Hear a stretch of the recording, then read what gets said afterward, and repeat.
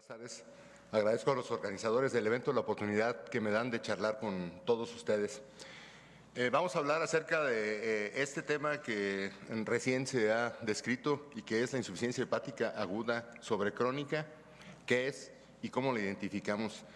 Es una entidad patológica que debe de estar en la mente de todos los médicos de primer contacto por las razones que vamos a mencionar a continuación. Estas son las causas de defunción hasta el 2012. Lo que me interesa es que vean que la enfermedad del hígado, ya sea alcohólica o por esteatohepatitis no alcohólica, ocupan un lugar ya preponderante en las causas de muerte en nuestro país, alcanzando cifras aproximadas de 45.850 por año. Tradicionalmente, evaluamos la gravedad del padecimiento de la cirrosis hepática mediante la clasificación de Child-Pugh. Sin embargo, hemos estado viendo que hay pacientes cirróticos con ciertas características que empiezan con cambios agudos, bruscos, drásticos del curso natural de la enfermedad, y esto se asocia a una descompensación y falla en otros órganos. Esto impacta en el pronóstico de vida a corto plazo. Esto no pasó desapercibido para las asociaciones que estudian la salud del hígado, y entonces acuñaron este término que es lo de insuficiencia hepática aguda sobrecrónica y que se define como el deterioro agudo de la enfermedad hepática crónica persistente, preexistente, generalmente asociado a un evento precipitante y que tiene un incremento en la mortalidad a los 3 meses, secundario, lógicamente, el incremento de la mortalidad a la falla orgánica múltiple que se ve en este tipo de enfermos. Existen varios elementos que son cruciales para la presentación de esta patología. Uno de ellos es la cirrosis hepática preexistente. También se necesita un factor desencadenante, que son las infecciones, fármacos, tóxicos, alteraciones hemodinámicas que alteran la historia natural de la enfermedad. Claro, sobre un huésped susceptible. Y los cambios que producen el factor desencadenante otorga un deterioro de la función hepática, disfunción de otros órganos mediados por inflamación. Y esta entidad tiene altas posibilidades de muerte. Él es William Osler, un médico connotado, de los primeros, de los pioneros en la medicina interna, que dice que muchas de las veces los pacientes no se mueren de la enfermedad, sino de la reacción que tienen a la enfermedad. Y esto se puede poner en práctica en este padecimiento. Es un paciente que tiene un problema en el hígado, que está estable, sin embargo, con un factor desencadenante, como puede ser la sepsis, el alcohol, algunos fármacos hepatotóxicos, el sangrado digestivo. Lo que sucede es que empieza a tener una reacción sistémica, una reacción inflamatoria sistémica que condiciona una mayor falla de hígado y que lo lleva a falla circulatoria, a falla orgánica múltiple y a la muerte.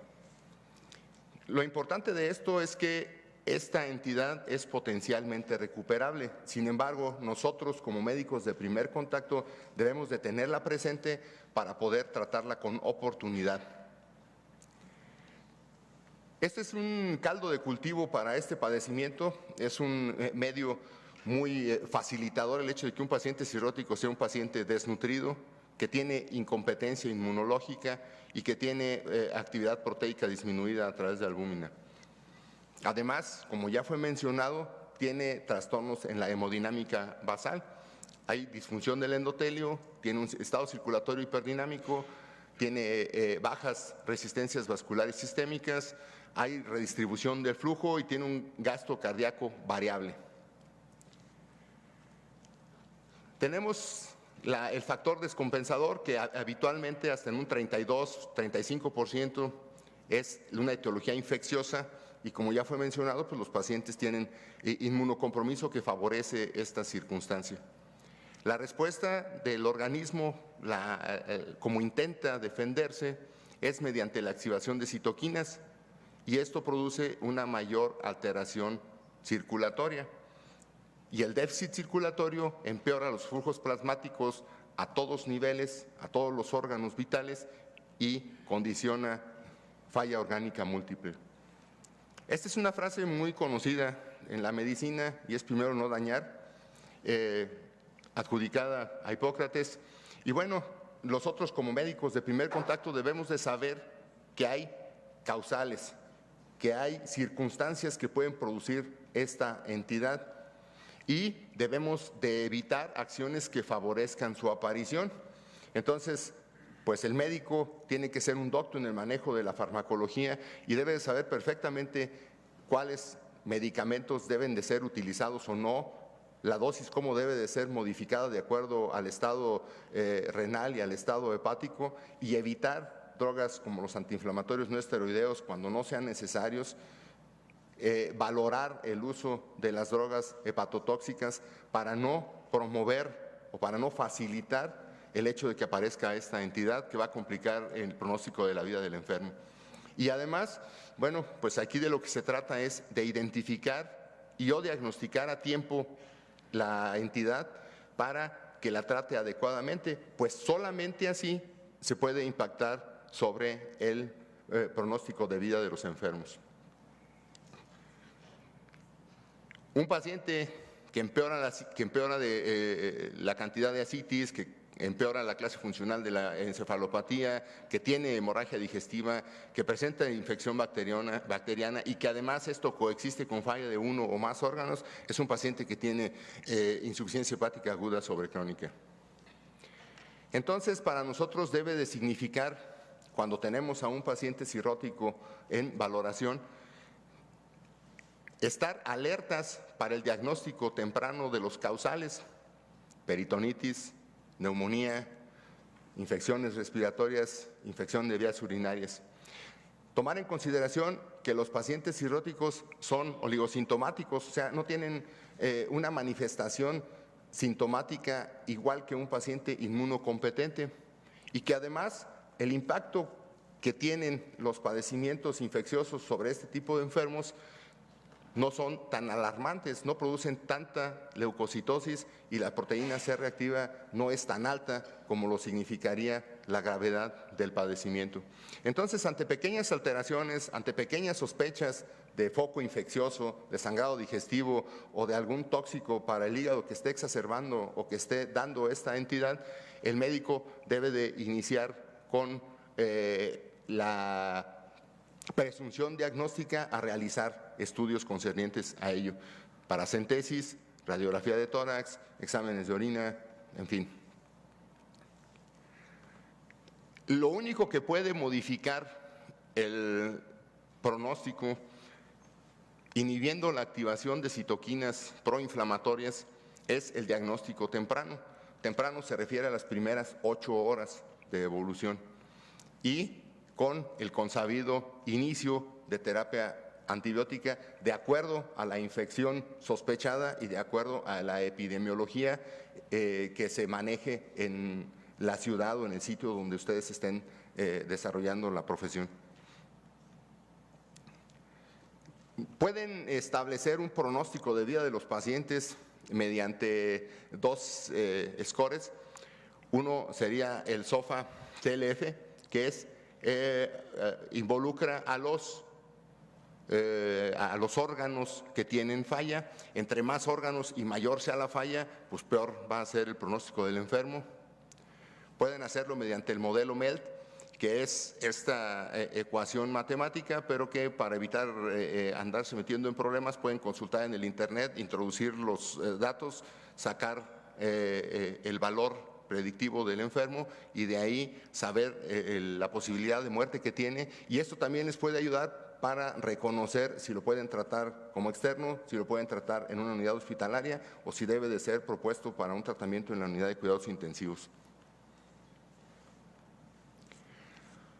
Ok, ya cuando está establecida la entidad, pues entonces lo que quedaría sería revertir la acción inmunológica, y lo menciono para que ustedes vean que, bueno, pues es ya una situación mucho más compleja esta circunstancia, porque hay que darle soporte hemodinámico, renal, cerebral, mejorar la coagulación, en fin, ya es un paciente con mucho más posibilidades de complicaciones y de muerte, y que desafortunadamente aún utilizando plasmaféresis y algunas otras terapias muy específicas para, para intentar atenuar los efectos de los mediadores inmunes, pues ya no ha sido posible demostrar el impacto de de todas estas terapéuticas sobre la mortalidad. O sea, no han demostrado disminuir la mortalidad ni la necesidad de trasplante. Y aquí es la prueba de que Sir William Osle tiene razón.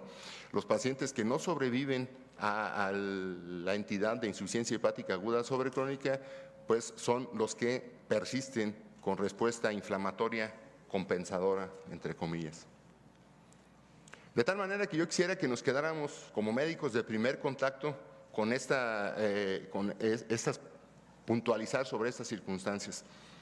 La falla hepática aguda sobrecrónica corresponde a la existencia de una descompensación hepática con falla en otros órganos o sistemas secundarios a un factor precipitante generalmente conocido e identificable, como lo hemos mencionado. Es una entidad, sí, de alta mortalidad, pero es potencialmente recuperable. Al ser inmunológicamente mediada, puede eventualmente evitarse al prevenir o diagnosticar tempranamente las causas desencadenantes, las infecciones, la hemorragia digestiva, la prescripción de drogas que no debe de ser.